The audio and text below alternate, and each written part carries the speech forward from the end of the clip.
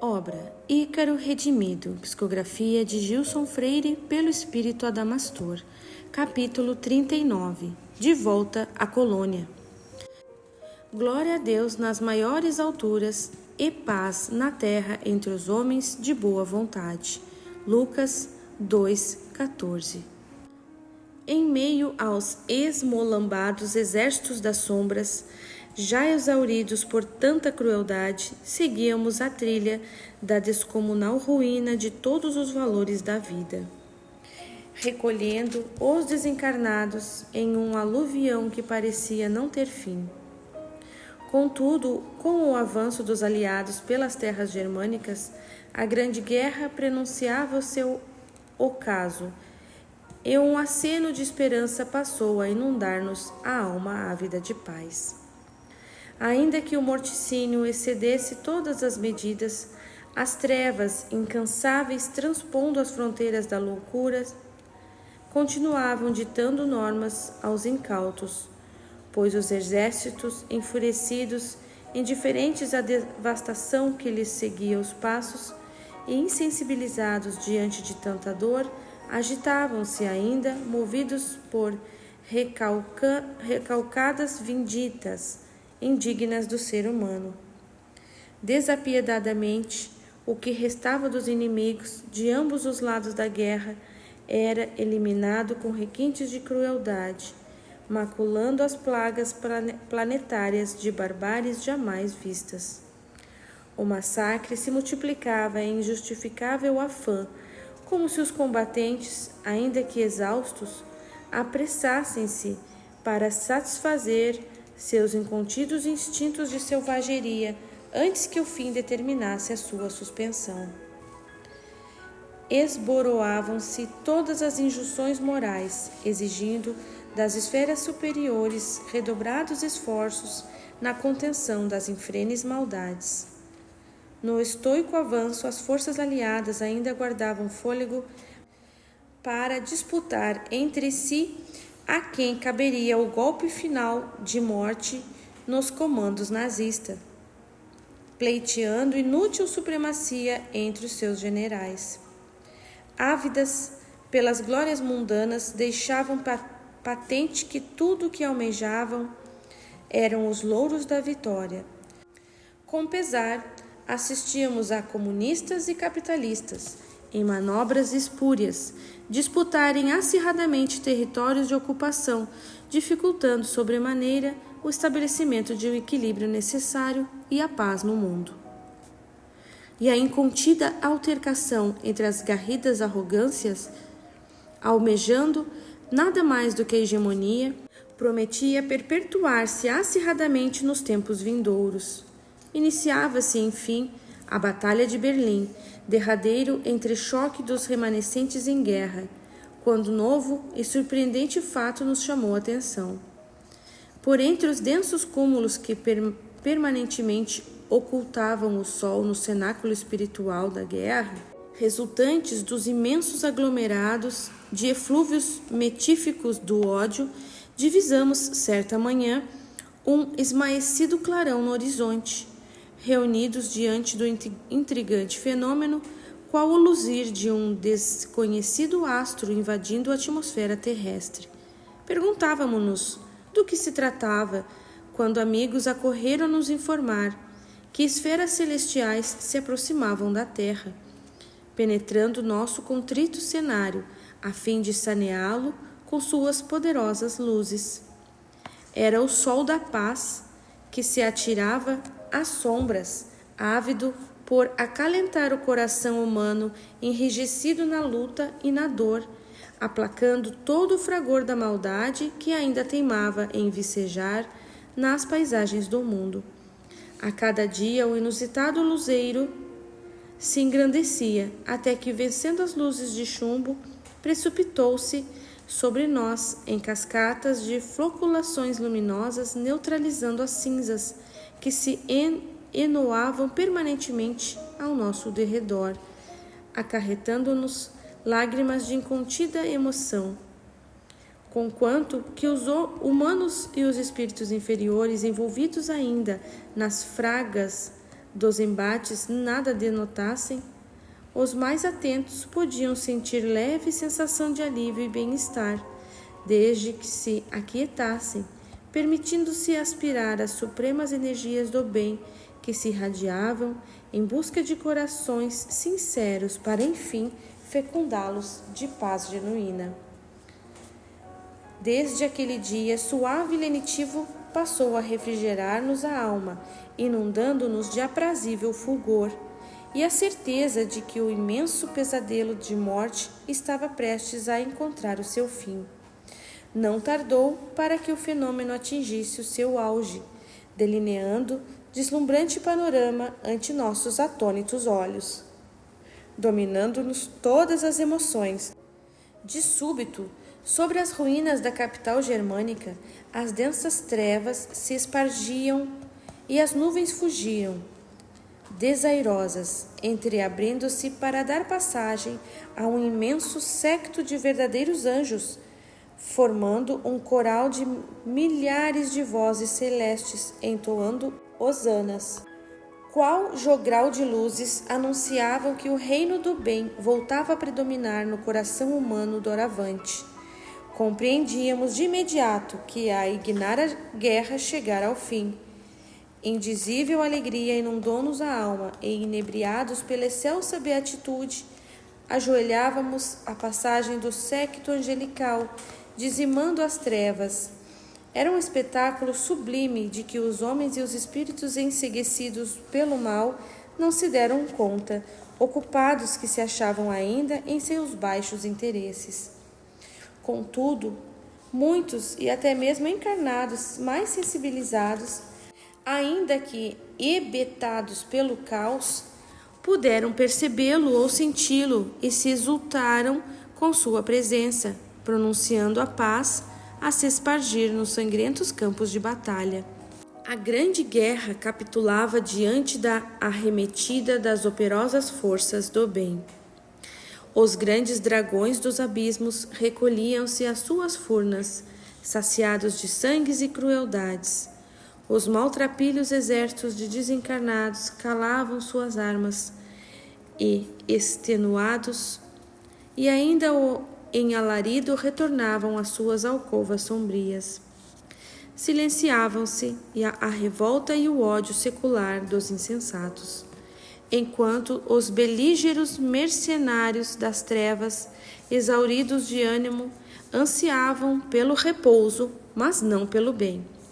A vingança ainda vicejava na alma dos temerários, porém deviam arrefecer, por ora, seus instintos barbarizados, pois as luzes do Cristo lhes cerceavam agora as belicosas intenções. E logo inexprimível júbilo assistia aos preparativos para o encerramento de nossos trabalhos.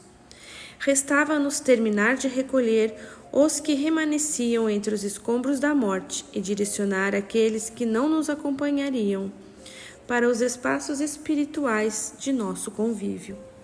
Embora desejosos de pronto retorno à nossa saudosa colônia, permanecemos no teatro da guerra por certo tempo, desfazendo nódoas de sombras, consolando corações amargurados, pensando feridos e encaminhando os deserdados de toda a sorte. Convém esclarecer que espíritos de grande potencial evolutivo conseguem emancipar-se do meio em que se encontram, projetando-se pelos fenômenos do desdobramento em lugares de seu interesse, não importa que distância estejam, com relativa facilidade. Tal fenômeno, embora ao alcance de muitos que serviram na guerra, era imensamente dificultado pelas implacáveis vibrações que nos assediavam, oprimindo-nos de forma a impedi-lo. Desse modo, a grande maioria dos tarefeiros permaneceu reclusa no ambiente de trabalho, concentrando todos os esforços na indispensável assistência espiritual, justificando-se assim a saudade que a todos nos tomava de assalto. Embora a guerra ainda prosseguisse no Pacífico, não nos competia o atendimento naqueles rincões, e os espíritos superiores nos prometiam que em pouco tempo ela encontraria também o seu fim. Infelizmente, apesar dos esforços do alto para impedi-la, em breve assistíamos, estupefatos, ao desencarnar da hecatombe nuclear com as estupendas explosões atômicas nas terras nipônicas, ocasionando formidando e injustificável extermínio com graves repercussões para o equilíbrio do orbe, tanto no plano físico quanto no espiritual. Conquanto o fato tivesse encontrado larga repercussão nas esferas espirituais, disseminando incertezas e alarmando os mais incautos, o desastre não nos atingia diretamente, exceto pelos sentimentos de repulsa à insensibilidade humana e à perplexidade diante do poderio destruidor que o encarnado atingia, ainda pouco amadurecido moralmente para penetrar nos insondáveis poderes da criação. Confiantes, contudo, na direção da vida planetária, entregue às mãos do Cristo e a quem pertence o nosso futuro, aquietávamo-nos cientes de que não há percalços injustificáveis na lei e não havia motivos para infundados temores. Ante o mundo em escombros, saciado de revolta e sensibilizado pela dor, os dirigentes espirituais da humanidade encontravam agora um ambiente mais propício para se aproximarem dos encarnados. E as esferas elevadas se movimentavam ativamente, determinando providências urgentes para que a ordem se restabelecesse o mais rápido possível, evitando-se desastres ainda maiores no porvir. Estejam seguros os homens, eles estiveram presentes na conferência de Ialta, alimentando-o com o amistoso clima em que se desenvolveu, contribuindo para as concessões que os ocidentais faziam de boa vontade para os soviéticos e inspirando a criação de uma nova união de países, na qual se pudessem resolver os futuros conflitos, depois do fracasso da Liga das Nações. Entretanto, esse ambiente de promessas apaziguadoras não se manteve, e uma vez que o mundo superior se afastou, o clima de rivalidades se reacendeu, quando os marxistas substituíram os inimigos nazistas pelas potências capitalistas do Ocidente, e estas os trocaram por aqueles, perpetuando-se as graves disputas entre povos que deveriam verdadeiramente acolher-se como os irmãos. Dividiu-se o orbe novamente em dois grandes blocos antagônicos, amontoando cada qual perigosamente armas de grande poder destrutivo, em permanente ameaça à paz mundial. Novos e ingentes esforços seriam exigidos dos diretores espirituais do orbe para que os propósitos do Cristo se cumprissem ao longo de nossa história, entretecida em conúbio de ambições e dores. Enfim, o hospital itinerante nos aguardava para o retorno definitivo, e depois de acomodados devidamente os enfermos sob nossa custódia, iniciamos a viagem de volta. Nossa chegada em Portais do Vale foi marcada pela discrição, embora muitos acreditassem que seríamos recebidos como verdadeiros heróis de guerra. Amigos diletos acorreram para nos dar as boas-vindas, irradiando vibrações de simpatia e consolo, dissidentando-nos a imensa saudade. Finalmente podíamos respirar aliviados, a longos haustos e repousar na paz do dever cumprido. No trabalho cristão, angariamos numerosos amigos de outras terras, inigualável prêmio da divindade em recompensa ao nosso singelo esforço. E para nossa alegria, muitos deles, embevecidos por alvitres de Jesus, decidiram nos seguir rumo às alviçareiras plagas do cruzeiro, onde poderiam concretizar almejadas conquistas no campo do crescimento espiritual.